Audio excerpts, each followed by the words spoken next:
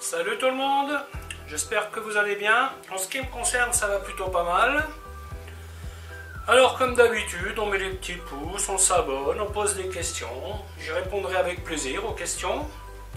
Alors aujourd'hui, je vais vous faire une tarte aux poires avec du chocolat. C'est un nom, mais je ne me rappelle plus le nom. Je crois que c'est Bourdalou, mais je ne suis pas très sûr en fait. Alors c'est une tarte qui demande un petit peu de préparation, c'est pas compliqué à faire. Donc la première des choses, c'est de pré-cuire en fond de tarte, hein, comme je fais d'habitude. Là, hier, j'ai fait des poires au sirop, 500 g d'eau pour 150 g de sucre, avec un petit peu de citron qui permet aux poires de rester jolies, et bien entendu des poires.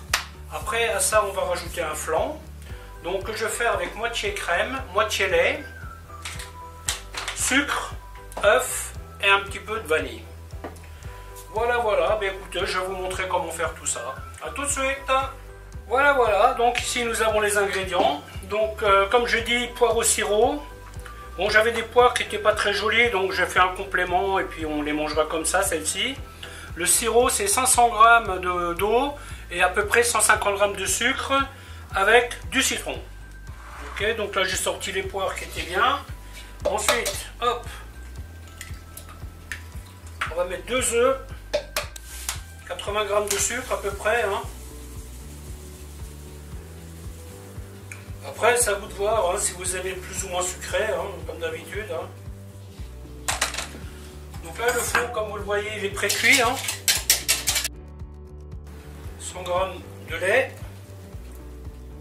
On va en faire un peu moins là, parce que je pense que j'en ai largement assez. Et pareil, je vais mettre la crème.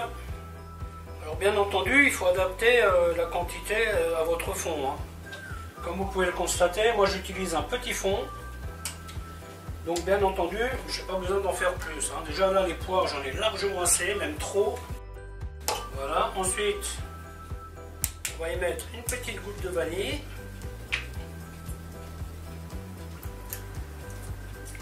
Alors pareil, la vanille, elle y coule. Hein. N'en mettez pas une tonne. Hein. Hop là, et ça suffit, parce que c'est assez sucré. Parfait. Vous voyez, l'avantage de peser, c'est que vous savez ce que vous mettez dedans. Hein. Beaucoup de gens ont la flemme de peser, alors un jour c'est trop sucré, après c'est pas assez sucré, c'est un peu embêtant. Donc ensuite, moi je vais faire les poires en quartier. Là c'est c'est le côté un peu embêtant là, parce que là, je vais même les faire plus fines. On va essayer de les superposer un peu. Vous savez quoi, je vais même les mettre à l'envers. Comme ça, j'arriverai à faire une rosace un peu plus jolie. Alors quand vous faites vos poires comme ça, faites en sorte qu'elles soient cuites. Hein. Si elles restent un peu fermes, c'est pas grave, mais ne les laissez pas très fermes, hein, parce que là vous n'arriverez pas à couper votre tarte correctement. Hein. Quand vous avez des poires bien mûres, ça va, mais bon. Des fois vous avez des poires qui sont pas géniales. Hein. Vous risquez de vous casser une dent. Hein.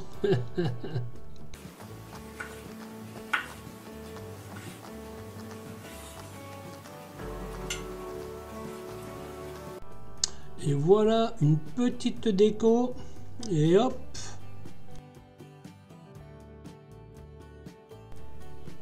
Voilà, ensuite, vous rajoutez les petites pépites de chocolat que vous répartissez bien.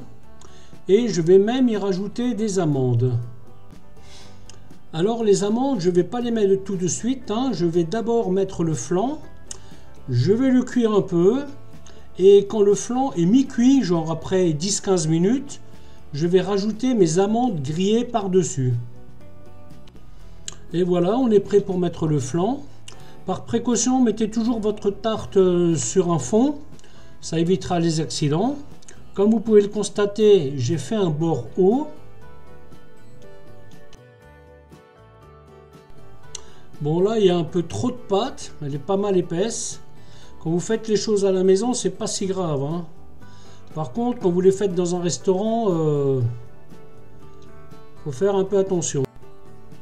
Le côté qualitatif, gustatif et aussi esthétique est quand même important dans un restaurant. Voilà, je vais mettre ça au four, je pense une trentaine de minutes à 180.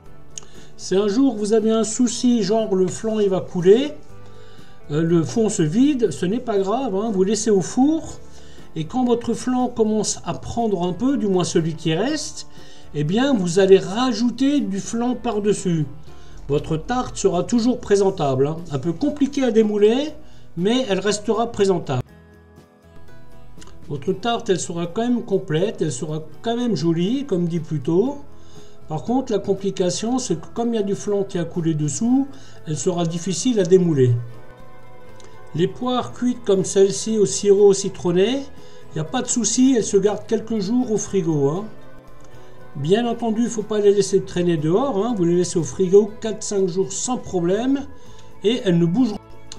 Donc là, le flan, il n'est pas complètement pris. On va mettre les amandes par-dessus.